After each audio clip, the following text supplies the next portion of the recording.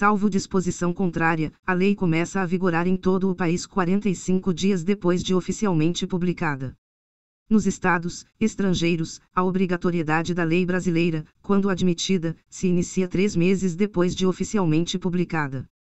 Se, antes de entrar a lei em vigor, ocorrer nova publicação de seu texto, destinada à correção, o prazo deste artigo e dos parágrafos anteriores começará a correr da nova publicação. As correções a texto de lei já em vigor consideram-se lei nova. Não se destinando à vigência temporária, a lei terá vigor até que outra a modifique ou revogue.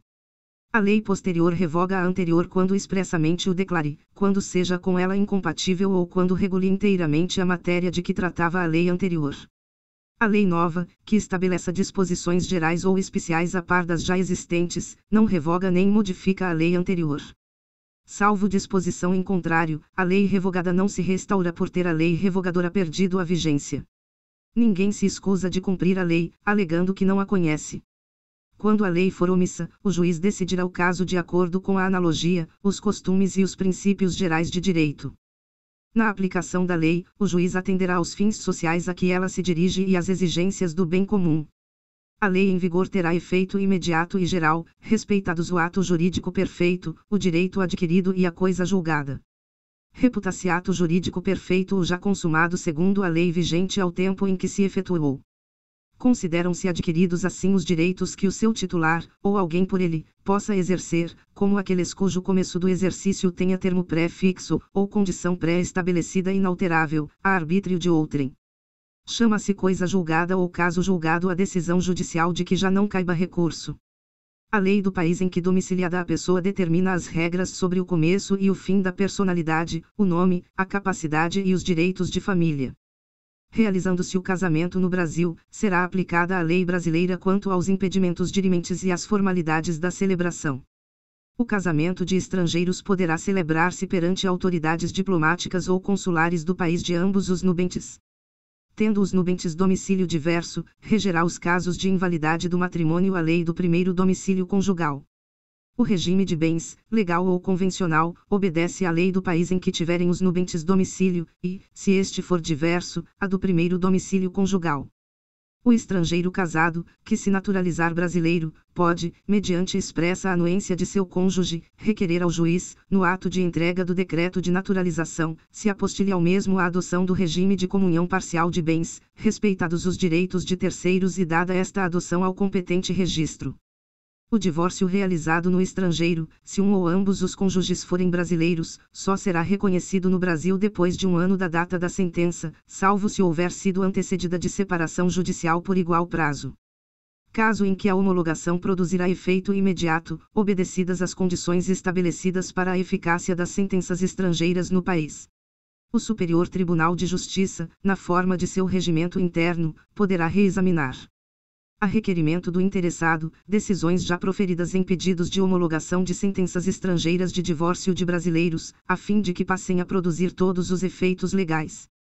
Salvo o caso de abandono, o domicílio do chefe da família estende-se ao outro cônjuge e aos filhos não emancipados, e o do tutor ou curador aos incapazes sob sua guarda. Quando a pessoa não tiver domicílio, considerar-se-á domiciliada no lugar de sua residência ou naquele em que se encontre.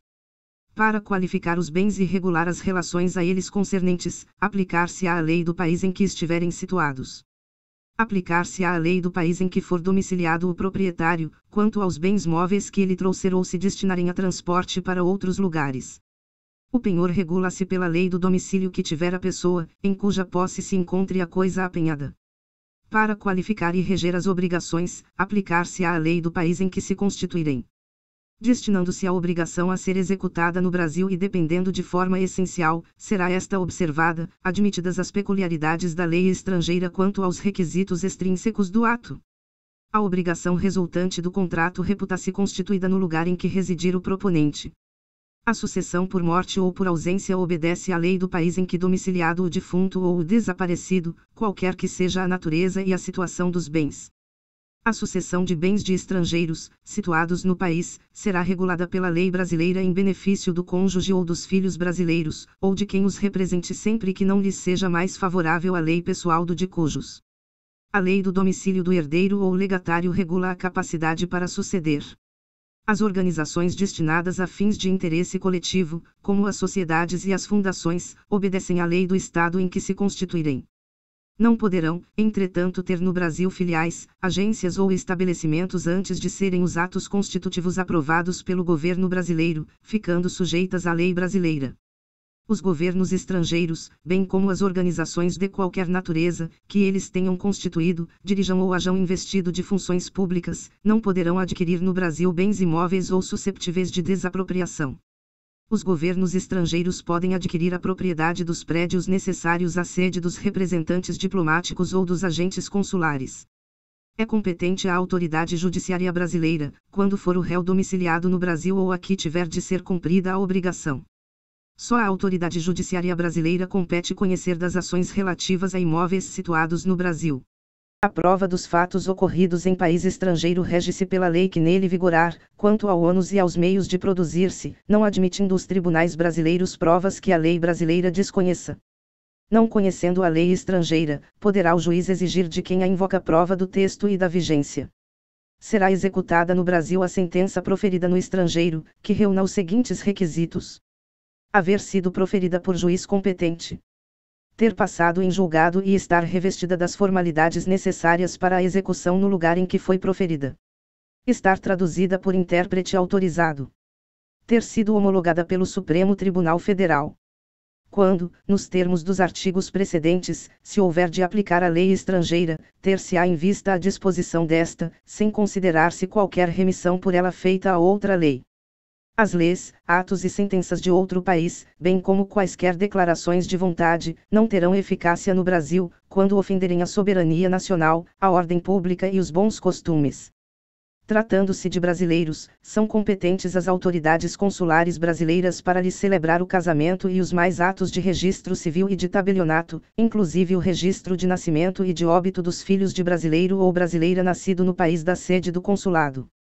As autoridades consulares brasileiras também poderão celebrar a separação consensual e o divórcio consensual de brasileiros, não havendo filhos menores ou incapazes do casal e observados os requisitos legais quanto aos prazos, devendo constar da respectiva escritura pública as disposições relativas à descrição e à partilha dos bens comuns e à pensão alimentícia e, ainda, ao acordo quanto à retomada pelo cônjuge de seu nome de solteiro ou à manutenção do nome adotado quando se deu o casamento. É indispensável a assistência de advogado, devidamente constituído, que se dará mediante a subscrição de petição, juntamente com ambas as partes, ou com apenas uma delas, caso a outra constitua advogado próprio, não se fazendo necessário que a assinatura do advogado conste da escritura pública. Reputam-se válidos todos os atos indicados no artigo anterior e celebrados pelos cônsules brasileiros na vigência do Decreto-Lei nº 4.657, de 4 de setembro de 1942, desde que satisfaçam todos os requisitos legais. No caso em que a celebração desses atos tiver sido recusada pelas autoridades consulares, com fundamento no artigo 18 do mesmo Decreto-Lei, ao interessado é facultado renovar o pedido dentro em 90 dias contados da data da publicação desta lei. Nas esferas administrativa, controladora e judicial, não se decidirá com base em valores jurídicos abstratos sem que sejam consideradas as consequências práticas da decisão. A motivação demonstrará a necessidade e a adequação da medida imposta ou da invalidação de ato, contrato, ajuste, processo ou norma administrativa, inclusive em face das possíveis alternativas.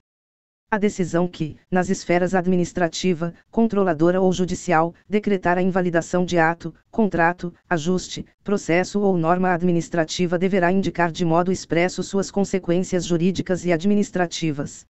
A decisão a que se refere o caput deste artigo deverá, quando for o caso, indicar as condições para que a regularização ocorra de modo proporcional e equânime e sem prejuízo aos interesses gerais, não se podendo impor aos sujeitos atingidos ônus ou perdas que, em função das peculiaridades do caso, sejam anormais ou excessivos.